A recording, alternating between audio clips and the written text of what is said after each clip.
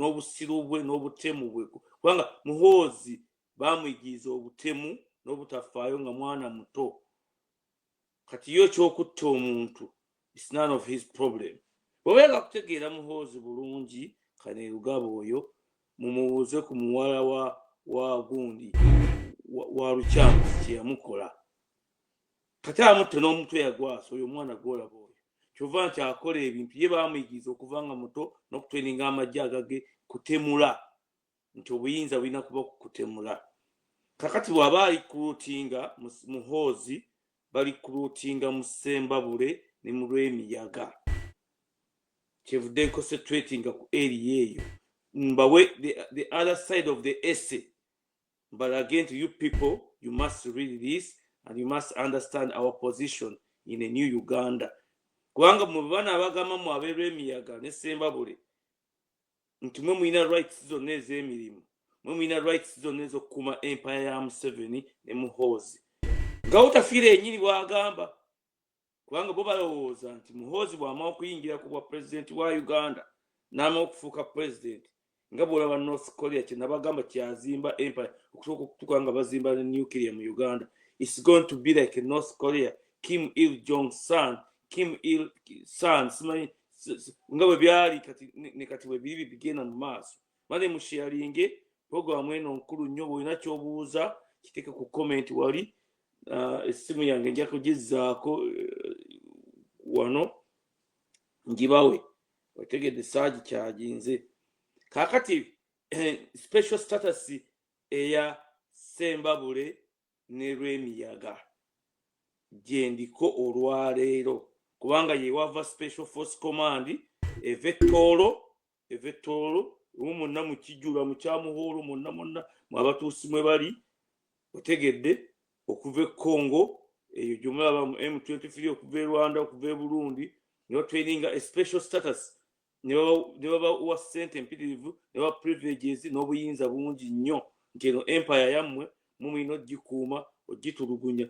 First of all Ssembabule ne Lwemiyaga zajja zitya into existence were they created nti zaali z'abano nedda ba refugees abajjanga okukola mu Uganda bajjanga mu bifo ne bakola ne banoonya akasente mu Ankole mu Buganda mu Tooro awaali ng'ettaka wonna basobola okugenda be bawoozanga w'akasente ne babalagira wali amatale e Ssembabule ekiboga Kyankwanzi ebifo bino byonna ne bagenda ne bagula ebibanja.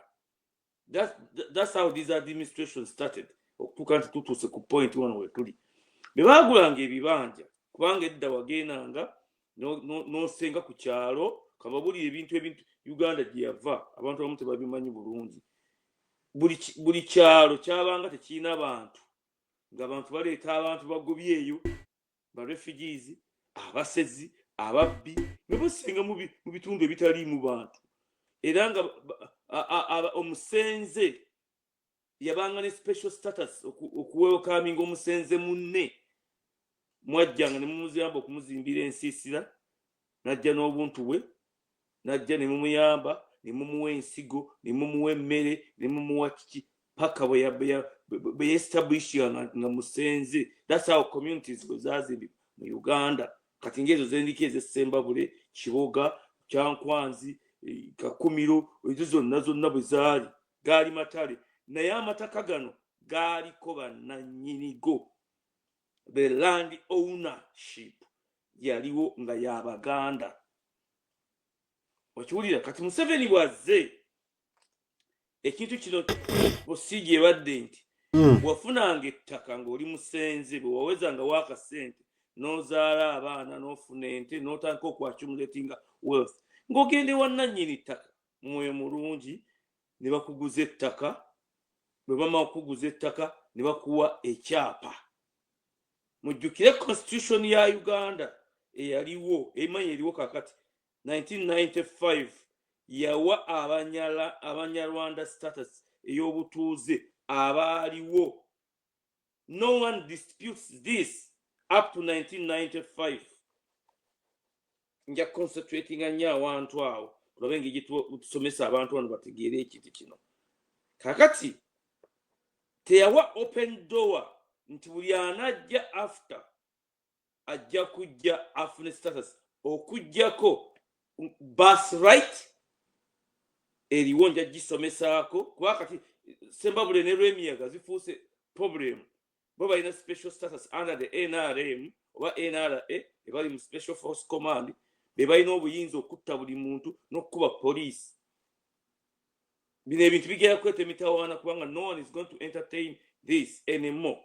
Kivudde nze mbalaga the other side of the coin, what we as people fighting for freedom in Uganda kyetulowooza okutereeza Uganda yaffe ebeere ensi ennungi.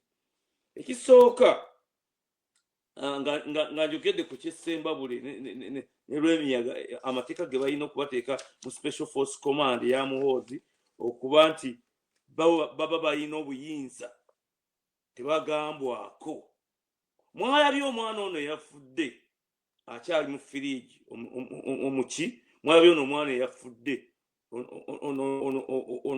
ono musajja Meera, oyo musajja yafudde, Laviji yafudde. Mwalabye okuintimidatinga n'okututwalako ensi yaffe n'okutufuula abaavu. Nze nina emyaka mingi naye ate si mingi nnyo, naye nze nja kukuwa history y'ebintu bino. Ffe tubadde nga tugenda okufuna ssente, okunona ssente, twalina nga abantu batukolera abazungu nga ssente tuzijja wa Meera. Abantu batwala Dochmax, baweza Dochmax ku account ya Meera. That's how he started.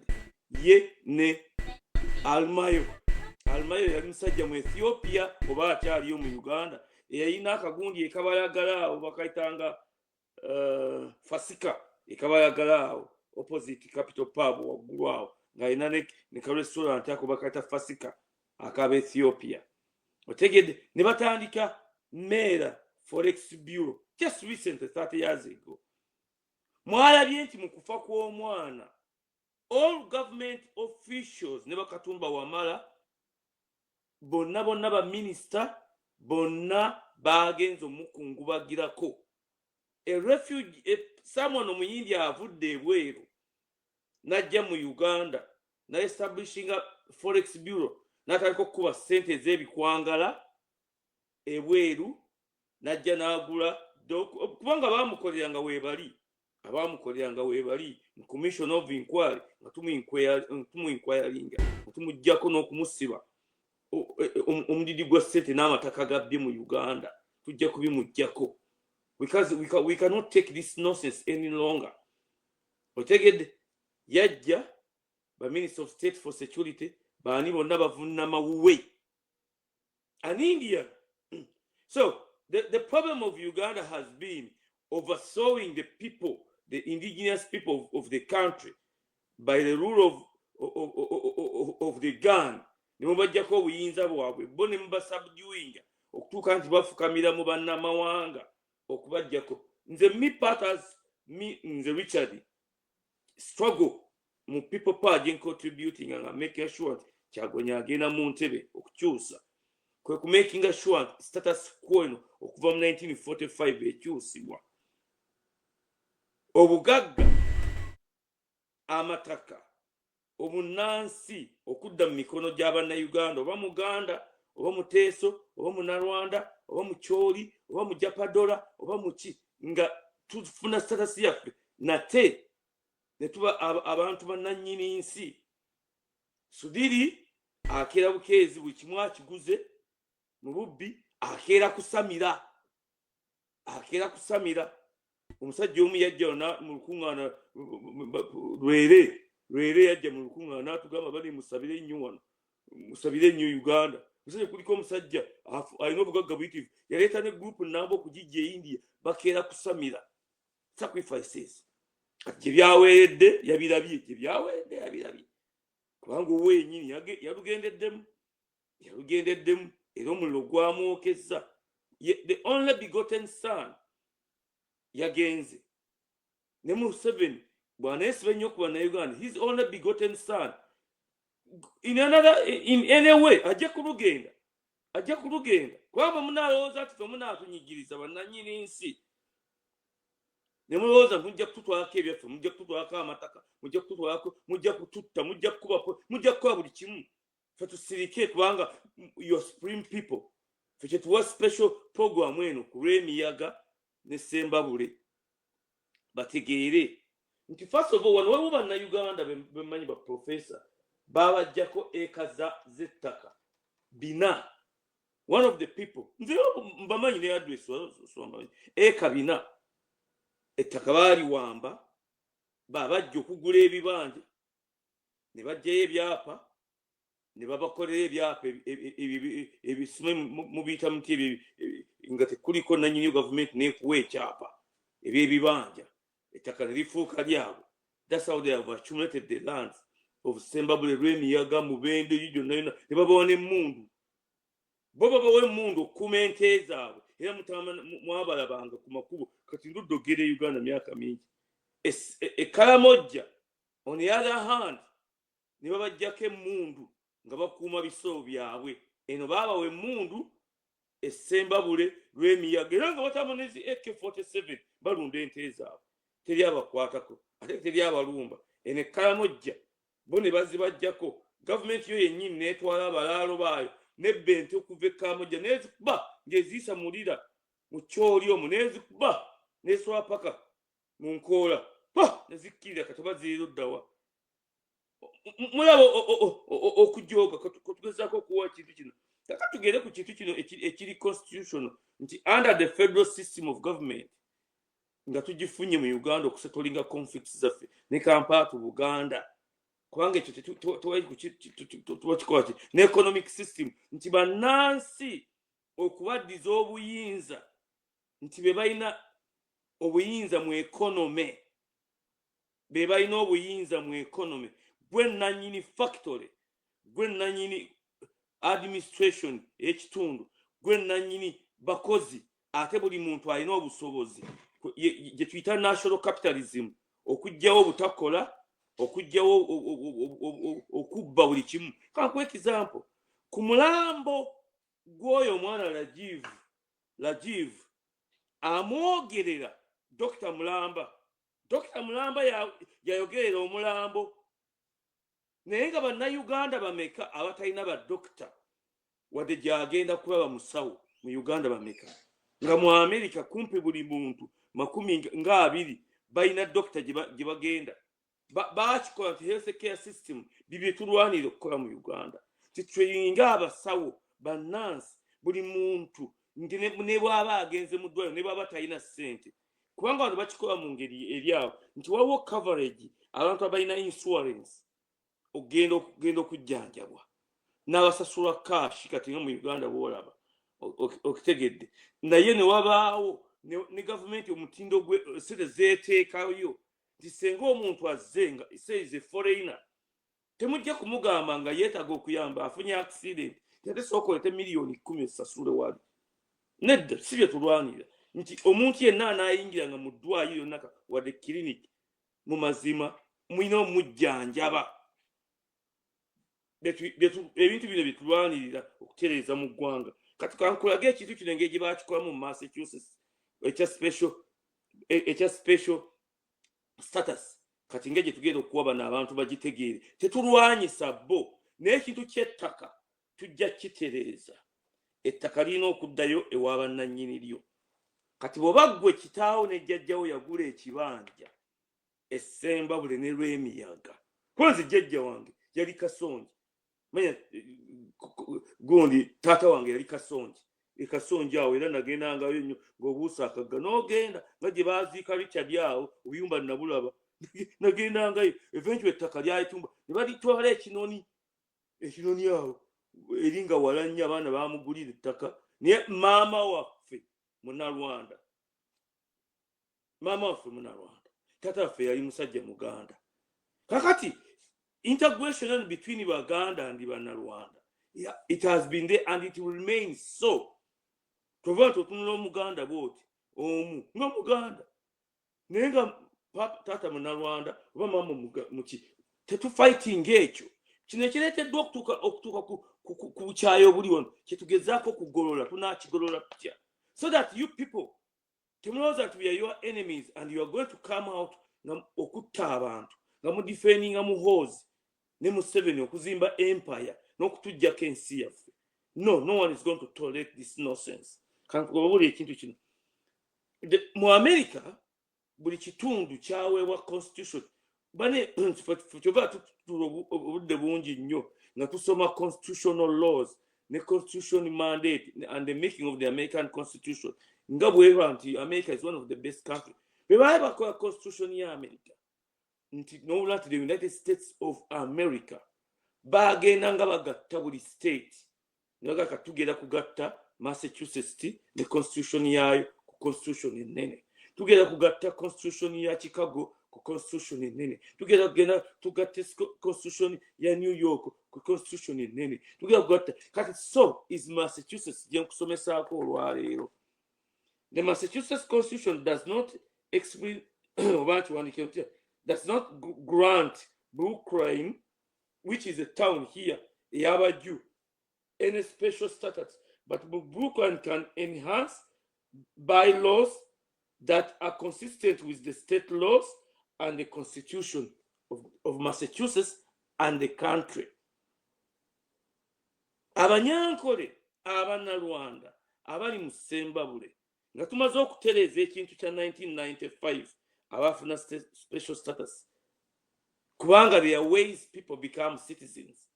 After that wajja wano n'ofumbirwa omunnayuganda, wajja wano n'ozaala omunnayuganda mu muki ekyo. Museveni ne Muhoozi tebalina buyinza after 95 constitution kyova ne mu constitution ya America bakiteekamu tebalina kugenda mu state house n'akola order n'abagamba mbagala nti nze mwenna Gashumba abalwaniridde musobola okunwanirira mu magye muyingire mu magye kubanga muli mu special force command mukuume empire oba mwabavudde eyo ne muyingire Gomba muyina special status kubanga babagambye nti population census eyakoleddwa okuva jjojjojjojjojjojjo buli muntu baamubaze ng'ayimiridde waasanze teri nseeko byakifule kubanga bino byonna under the NRM program ey'okuzikiriza Buganda ne Uganda.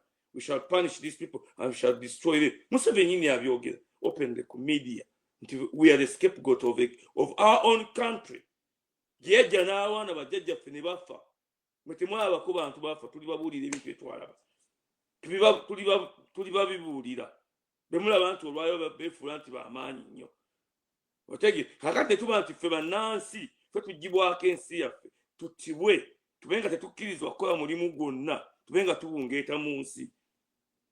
Nedda gye tulwana okutereeza ebintu bino era tugera kubitereeza nti tujja kukola akoge ekintu kyo. The Supreme Judicial Court has affirmed that local laws are presumed valid unless they are inconsistent with the state laws or the Constitution. Brooklyn's ability to enhance the laws or bylaws is a result of general power of the towns and the cities in Massachusetts to govern themselves. Nakyaka kyogera emirundi mingi I'm a political analyst okufightinga okutereeza Uganda nekyagonya okuyingira mu buyinza okutereeza Uganda kubanga kyagonya alina ekintu kyatukolera amenye ekimeeza kino ekyogamba nti Museveni ne Muhoozi negundi akibagamba era akizzeemu otafiire naye akizzeemu nti kubanga Muhoozi yalowooza nti kitaawe ajja kugenda amukuza atte abantu atuuke okukwata kinyozi asali nolwali tugera ku demonstration ewoosa saa 8 kinyozi alina obuyinza the only begotten son alina obuwumbi n'obuwumbi bwa dollar billions of dollars. Bw'oba osobola okukwata omwana ng'oyo asala enviiri za President Kyagulanyi n'omuteeka mu basement ne mukuba n'awulubala n'atulika amaaso ensi yonna n'ekaaba n'omugamba nze muyina wansi akyayiga Lunyankole. You have the power and you think we are going to sit down tugera kusirika kubanga you are special? No, tugenda kusomesa abantu b'Essembabule ne Rwemiyaga nti tujja kubawa special status mu federal constitution mu state ya Buganda. Amateeka agamwe nga abaju be babawa special status mu Blue Line wano. Tujja kukikola. Otegede kubanga the first question to answer yes citizenship ye declaration form eri ku population census ye tugenda ku investigating. Tugenda investigating. Kuba bano babagamba nti buli avudde Congo, buli avudde Rwanda, buli avudde Burundi, buli avudde Sudan, bwabawo okulonda nje bibalaga mwe mugende mulonde. Obo ina Kakongo wato ina Kakongo genda olonde NRM because it's part of the program of the destruction of Buganda and the system gye basangawo. It's a program.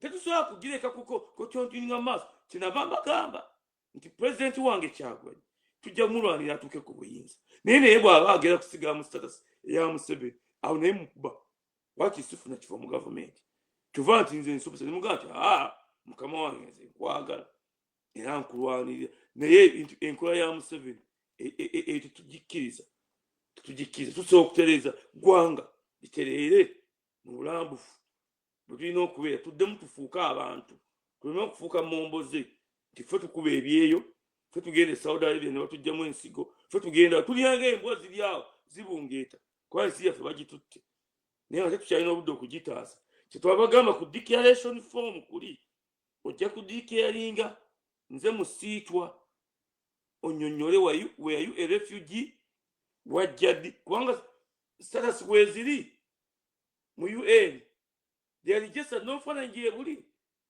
kubanga mu conflict muno tugenda ku involvinga UN tetuli basiru tetwabaga tugenda kukosa amagezi yakose muntu to establishing it gundi wajja mwaka ki kuno status eno yakyuka etya. Did you apply? Did you get married? Then if you go to marry and you did not file legally married and you did not file, now we give you a chance to file for citizenship or residence. From there you become a citizen.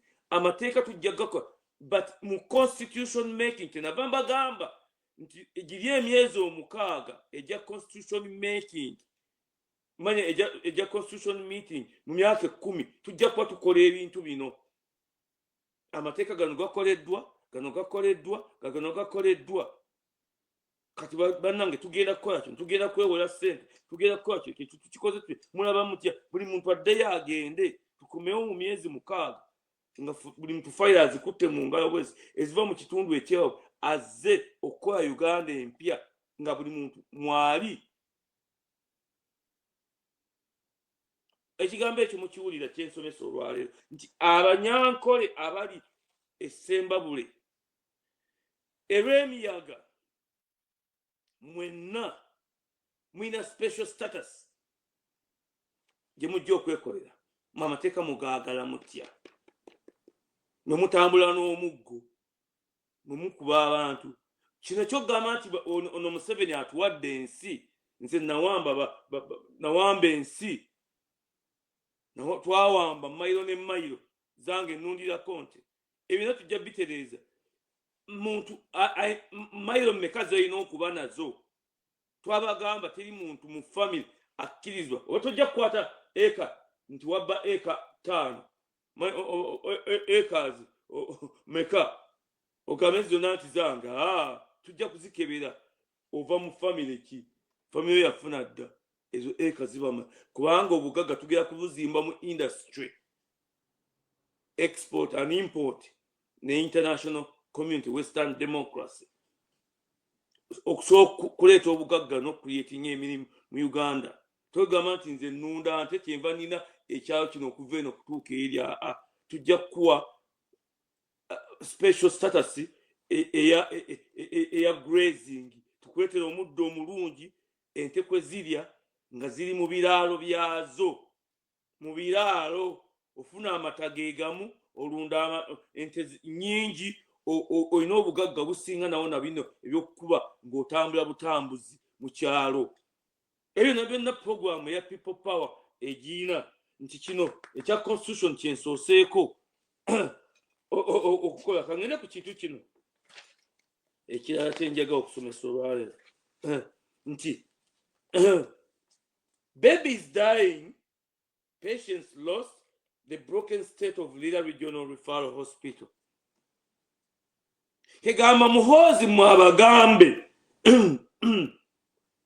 nti mwe muweddwa special status ab'Emiyaga ab'Essembabule mwe muli Special Force Command amajje agabuuka ne mu bbanga agalina ebyokulwanyisa ebisembayo mu nsi yonna agalina obuyinza okutta munnayuganda nga bwe mwagala kubanga mwe mulina special status nga bannayuganda bafa esente zonna tuzimalira mu magye.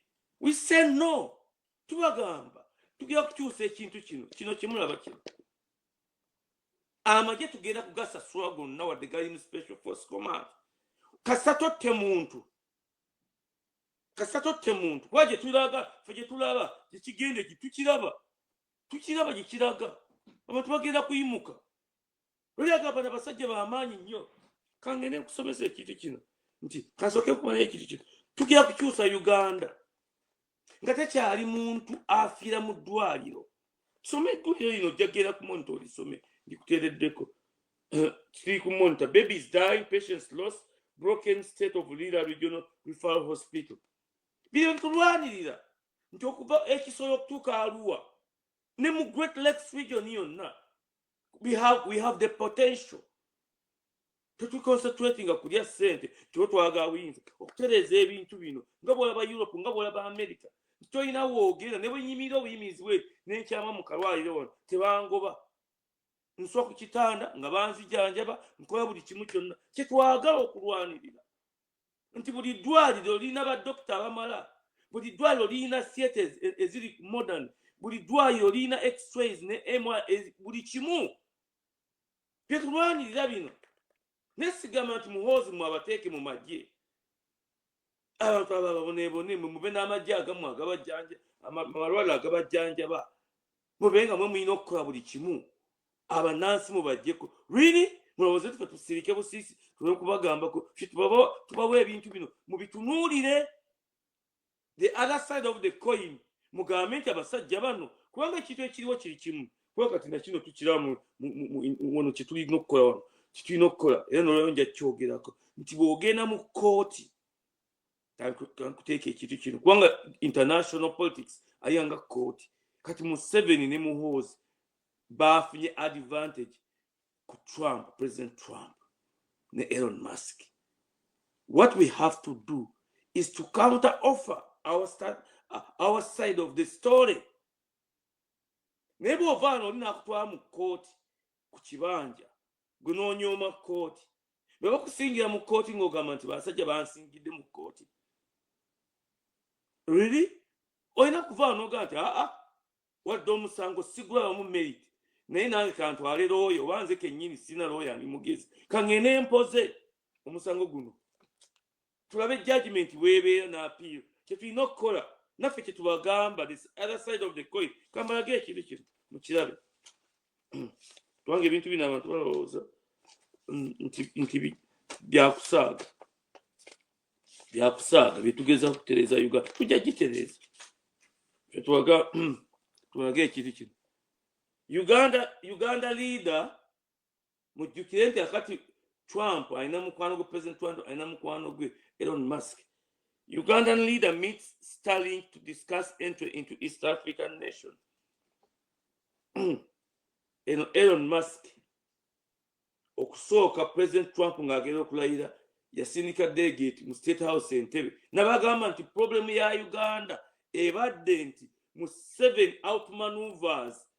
Museveni yalinganga omusajja omukazi bamuyitanga Nayiga yalinga Kabalagalaawo Nayiga yatandika obwamalaaya mu Uganda awo nga ku Capital Pub yajjeko nawo nandaba Nayiga Nayiga yajjeko nono nandaba n'amalayo wange ennaku nnya Nayiga yalina ekintu kimu kyakola mu nsi ku mulembe gwa Amini kwe yafunira ssente ono bio w'ebitanda kwe yagaggawalira nga ye muli mulembe akyuka mangu nga Nayiga takwatwako ku gwa Amini.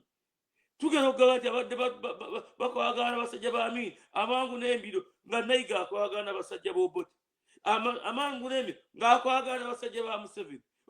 Nayiga ya manipulate nga system Museveni bwakola kaga bwatu mutegedde out maneuvering buli system kakati daba ono Elon Musk gwe mukono ogwa ddyo ogwa President Trump ye yazza discussing a deal for details tuziina a discussing a deal ne President Museveni ne Muhoozi papasi yawe wibe yavuma the imperialists the capitalists what we are trying to build is capitalism twabagamba nti bwe twatukola program ene ya people power twabagamba toro eri anti Buganda yafuna special status mu factories okuba nti ekola car batteries electric car batteries tetugenda okusupplyinga mu East Africa yonna ne mu Great Lakes region yonna maya ne mu Great Lakes region mu Uganda ne exporting ebwe nga factories zaabwe abetoro mu national capitalism eve nnyo gye bali recruiting ennyo abatuusi okubaleeta mu special force command bazikize kyova nti kati ettaka ettoro liri more expensive okusinga ne mu Buganda watokimanyi bwekiri okiwulira bwekiri lwaki njogera ekintu kino nze mutabani we beyandeetera omukyalo omutoolo baagula n'ettaka eddene nibazima n'amaka malungi ettoolo saamugoba because we have never been enemies of anyone because of tribe obaze so kikola what do you think I cannot settle hati kutoyinza kuŋŋamba these people counter offering is we Ugandans we must counter offer now as soon as possible tugenda okutuuka mu August mu conference yaffe egenda okuba esembayo wano mu Boston nga tumaze okulaba tuteekeyo okuwoza okwaffe ffe kyokkola tukimanyi n'engeri gye tunaakikolamu tukimanyi kyeva tuli mu international port going but we cannot do it as small people we have to do it as a nation to counter offer kiki kyagenda okucounter offering kuba akyanoonya nti Muhoozi agenda kutta abantu ng'awamba obuyinza ku Kyagulanyi n'okukuba bomu ku kitebe kya Nuupu bwaka kyagenderera mumutundu ebyakola ekisibya Eddie Mutwe kiki kinyoozi mu basement ekisibisa omuvubuka ono muvubuka bano abaakula mu Kisenyi kiki ekyagenda okuddako okukola ku kitebe kya Nuupu kubanga ayagala akole effujjo agisaanyeewo etemwamu abantu ngenda baze okwezizika bano batunula eri naye ng'ate President Trump alwagana ne China kati kyemugamba nti kino kikugamba bugambi as a counter offer strategy kyemugamba nti China egenda kujja manufacturing mu Uganda kubanga beki balete ba foreigners bano n'abayindi kiri kimu nti they are shareholders in these factories nti family ya Museveni abaana baabwe n'abazzukulu bafunamu shares once and forever as long as the company is manufacturing kati bagezaako ku automaneuvering mu bino nti factories zaabwe mu Uganda zino kati ono tebajja kumulyako njawulo bamutya naye bano abayindi n'abachina bebazizika ebbali bannamawanga basooka ewamukula bo babalyako nti banne bano temubatunuulira ffe tugenda kuba buli kimu kati now for us we are just sitting and we are doing nothing nze nsomesa politics ateeka President Kyagulanyi mu gavumenti kubanga Kyagulanyi yekka gwe tulinamu essuubi okukyusa Uganda okutugulira ekijji kino okukola reforms zino so ffe kya tooro kyo kiri covered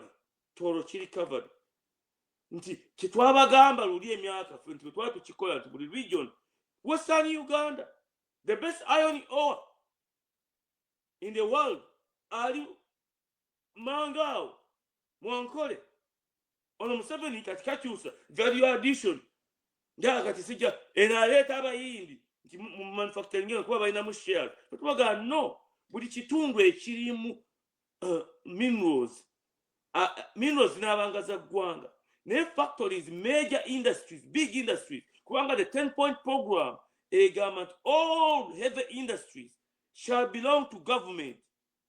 Kubanga Museveni okusooka avuwaza abantu under his communist system eya China ne Russia nti heavy industries bo teziba za muntu wa bulijjo. Ffe tugamba nti no, okugyawo ebintu bino tukole heavy industries eziri mu bitundu zinaabanga za kitundu ekyo. That's number one. Nti small scale industries zinaabanga z'abantu ba bulijjo. Ofune obugagga obutagambika, ozimba obugagga paka infinity. Tetuva tuli mu struggle okukyusa status quo. Otegedde nti akati ono wuuno ya discussing nga kintu kimu bane mutte ku liiso nga bw'olaba ekyabadde Ukraine mutte ku liiso.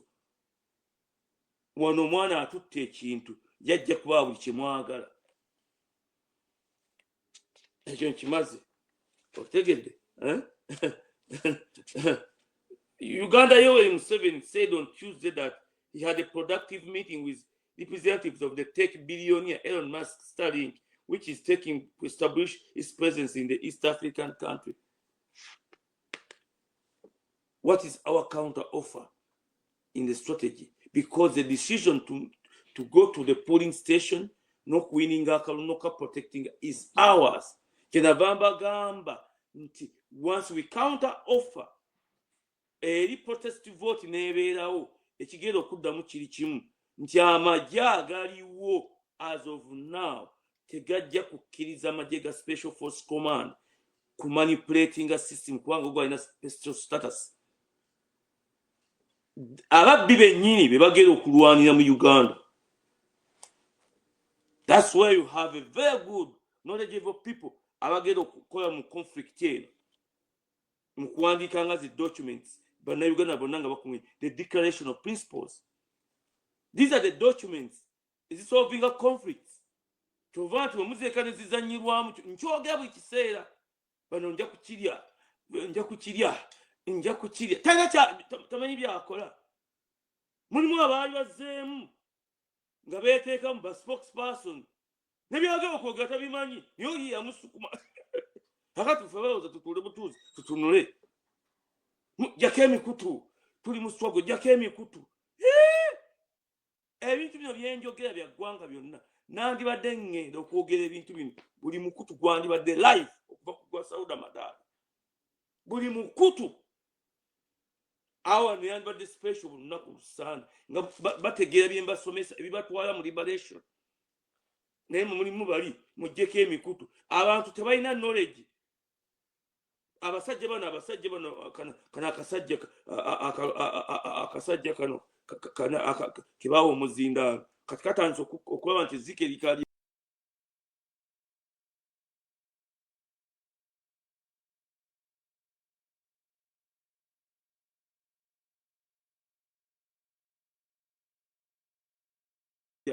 lijja kalya akakasajja ako akakira ku muzindaalo okuvuma Kyagulanyi. Bo balina media bali babawa media bano abaffe babaga jjako emikutu tuli mu struggle oze tumutegeera. Omuntu alina status ng'eyange. Why do you think they choose okulonda omuntu kambasomesa akantu kano okulonda omuntu okuba prime minister w'eggwanga? President yabaawo Kyagulanyi ne prime minister international communities no America, Bungereza, Western democracy zonna zitunule omuntu omu the prime minister. Gwatumuli tubitegeera abamukulu nnyo mu kuzimba ensi abana international links aba knowledgeable aba muntu muyivu. Si kugenda kulyamu nga nabbanja kulya ssente kulya ssente. Naye tubitegeera Syria bama president waali naye babaga nti prime minister gwe twagala wonna batunula prime minister. Tebano ne balwanyisa asobola okuba prime minister balwanyisa bali mu struggle babo bakyagala nja kukirya kiri ekifo nja kukirya. katugere ku kino ekya international port going. The International Committee of the Red Cross escorts Congolese troops from UN bases in rebel-held Goma to Kinshasa. And yo yagenze Goma, yagenze zigera kwa ne special status mu Congo because of the minerals and because of Banyamulenga abaliyo.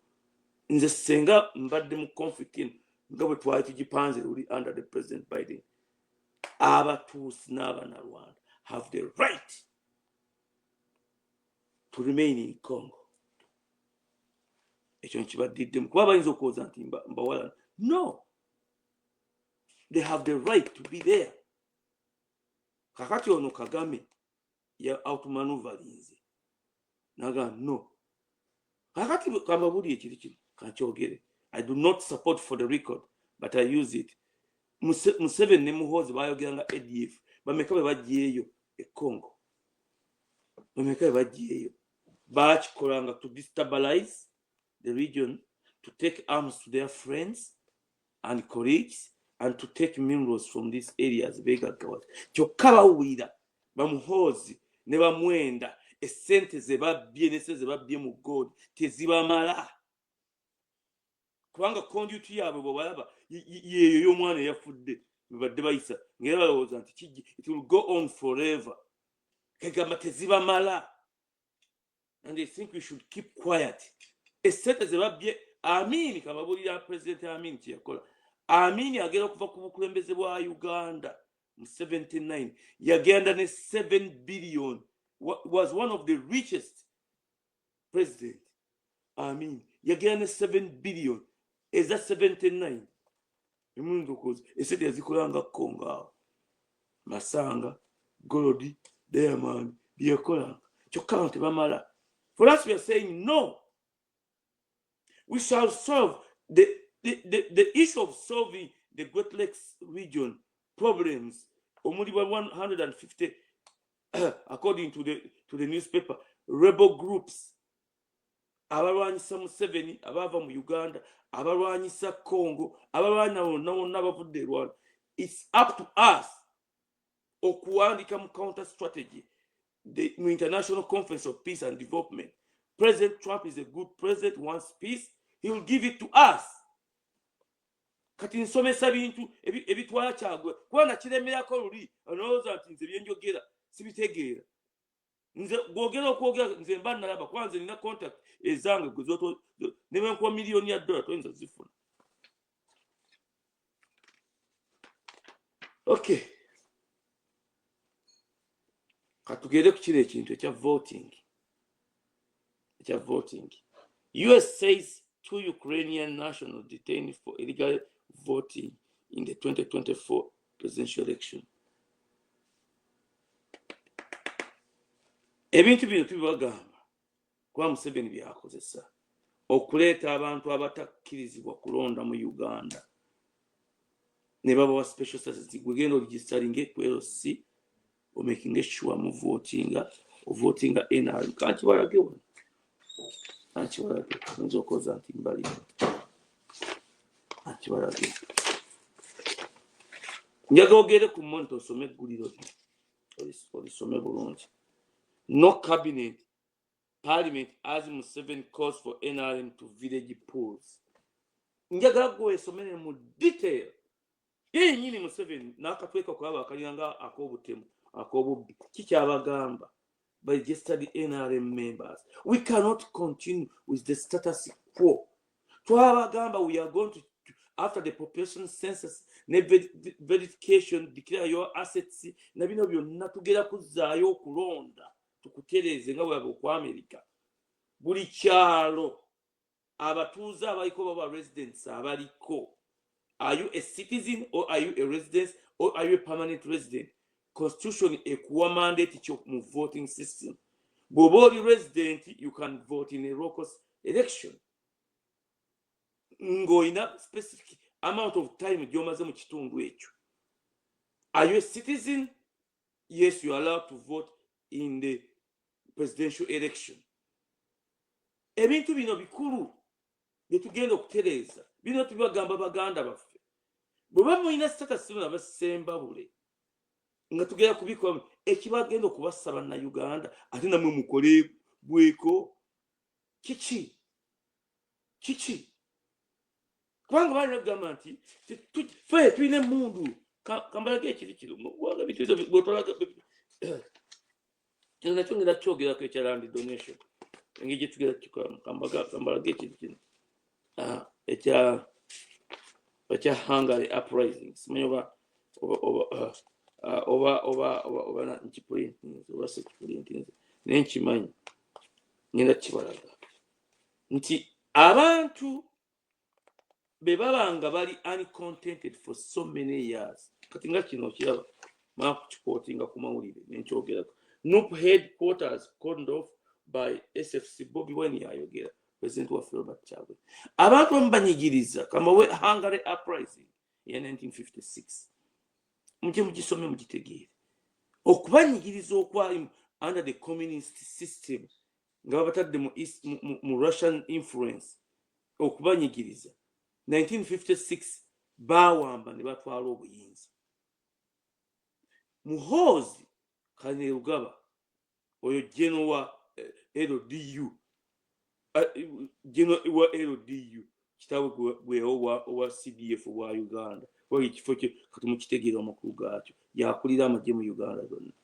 mu Hungary abantu bawamba obuyinza emugole bajikuwa kati ekimutwala mu nsi zino nga Rwanda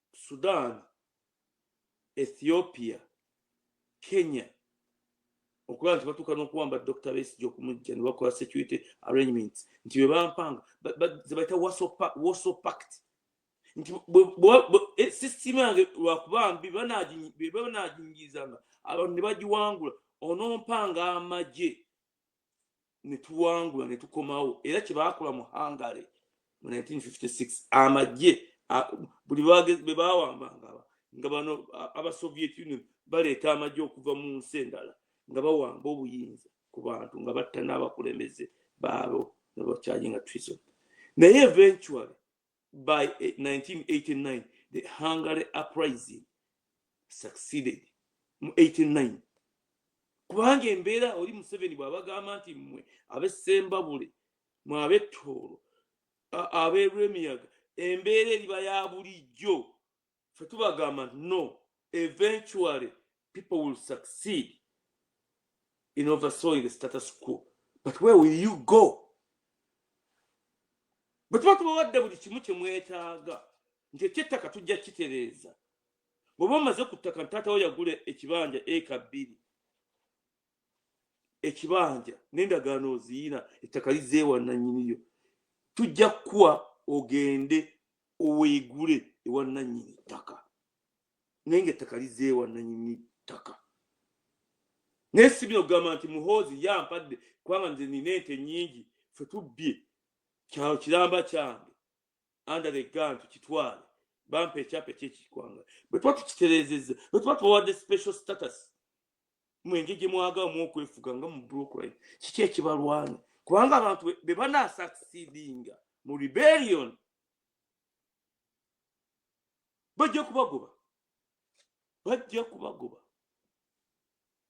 tukitayagala tetubagamba no look at the other side of the coin kubanga abantu mubatuusizza ku point kakatooza batunula Eddie Mutwe ne katugera mu demonstration bameka buli muntu ali mu kaa be bakutte Eddie Mutwe ne bamuteeka ekifa no ku mulimu navuddeko napudenge kisujja kinkutte ng'ekyakwata ku president waffe Kyagulanyi bamukutte kigamba ng'owulira onyigiriziddwa ng'oli bweru okuva mu myaka g'65 omuganda alituuka ddi okuttibwa bw'ati n'okubonazibwa mu nsi ye and how long do you think we shall keep quiet tetugamba no tetwagala Uganda y'abaganda yokka we want buli muntu tugende mu federation twetaaga factories nfo gy'okulaba abasudiri nga bwe bannannyini nsi tujja kubimujjako nze Kasa Kyagulanyi ampa omulimu mukirabako n'amaaso ogwo nja gukola abo bagundi abo bamamba bazi bali veruzira nga n'ekikwanso tebakiina bagimu muhezi bali veruzira ate mufyo tajja kubeerawo kuba luzira special plan najjabe yondala kubanga amazzi gonna agagenda okuva mu kampanga mu special pumps ziga pumpings kagera kugira luzira treatment plants nga tekanakkirizibwa lagoons nga taganayingira mu Lake Victoria luzira prison ebina bijja kuvaawo ekyo mbabuddeko bubuulizi kyabwe mu gweta plan ya Kampala okutereeza ekibuga n'okutereeza Uganda yaffe yonna otegedde naye oba bali bakitabya baligera okuvaayo nga tasobola kugula kikwanso myaka 10 kubanga kimala otegedde kakati tugende ku kya citizenship kubanga tuva ku 95 okuva ku 95 paka kati myaka emeka giri 5 n'abiri myaka 29. There are people that were born in Uganda of Rwandan origin after 95. Ye population sasa tugenda tukitesika Scott nearing oba okutegeera gundi gashumba gwe paka ntorwanirira abantu wajja soma mukyogera mukyoli jahare wajja di wasoma nani wajjotya oli tujja kutereeza buli kimu ekyo sibalimba nze mukwano gw'Abannarwanda asembayo. We shall fix this. We shall fix this. Mugisha muntu waliwo mu 95 oli wano waliwo Mugisha muntu bamukushoninga kubanga yategeera nti yajja mu nsi nga azze ewaabwe wagaali takkizwa na kuddayo. He's a good citizen. That's not fight against the people he found there. Ke mazima niko tojja kujja tolina na status mu Uganda bakuwo ojje kusoma Makerere bakutume Mukasa bakuwo bwa DPC oswenga okuba abantu. Really? President Trump, breaking of the birthright citizenship yamufuukidde akagolo akoze executive orders zonna bazirinnyeko. Omuntu okuzaalibwa mu nsi tamaaga gobwamu ne mu Uganda bw'osoma etteeka eryagaba birthright citizenship mu Uganda teryasobola kulimenya. But we want to see lwaki abantu balitya nnyo. In Uganda, citizenship is provided under the Chapter 3 of the 1995 Constitution of the Republic of Uganda, primarily recognized into 4 types: citizen by birth, that Article 10 of the Constitution, citizen by registration. They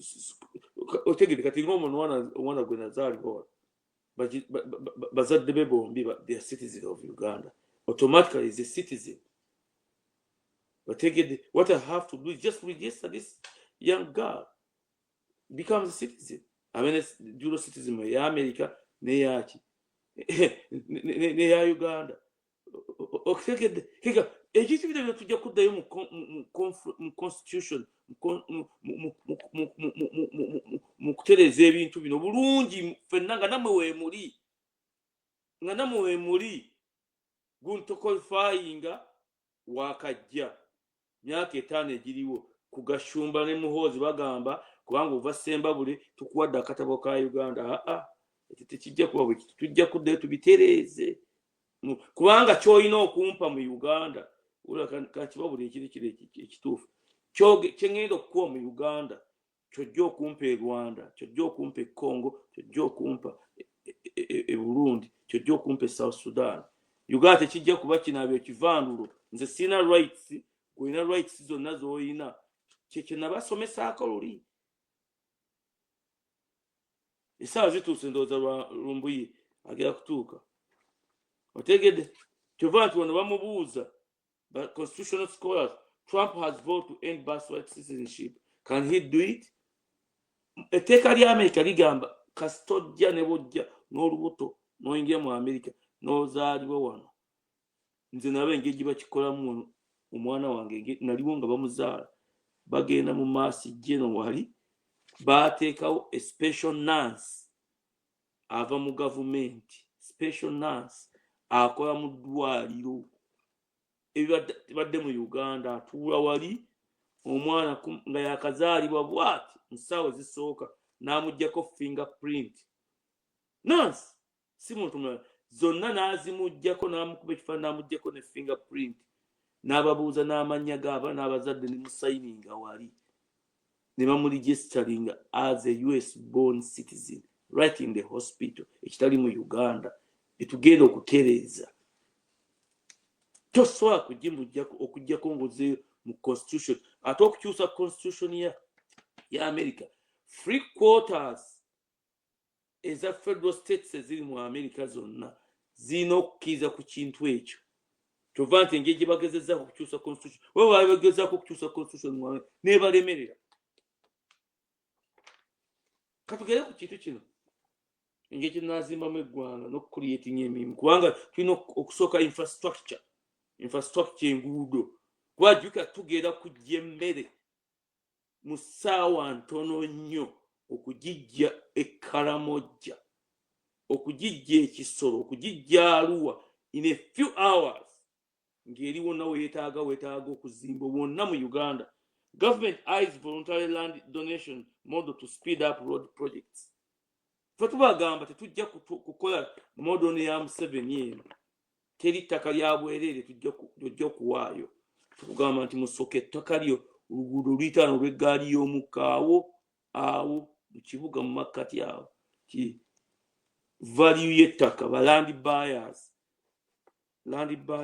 ne Museveni abayina ne babbira ssente ba land buyers bajja kuba mu Uganda Development Authority.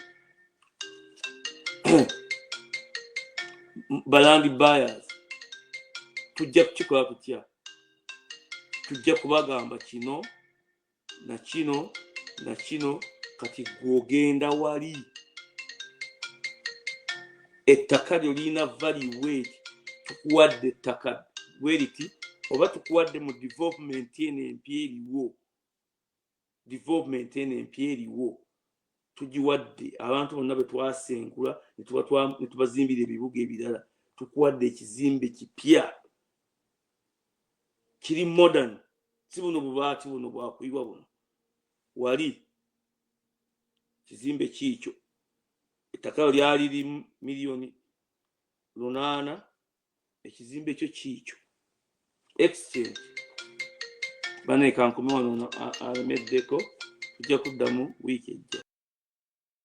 Kale byebyo ndowooza owulidde bulungi omulimu gwe tulina omunene okutereeza ewaka waffe, okutereeza ensi yaffe, okutereeza eggwanga lyaffe. Tulina kusitukiramu tufe nnyini nga bannayuganda, tubyekolere, tubyekwatiremu, twegobeko kabinja k'ababbi, k'abatemu, k'abatamanya ngamba, abatatwagaliza, abatagala nsi yaffe. Tubegobeko asobola okuba n'ensi ennungi abaana baffe neyagalira.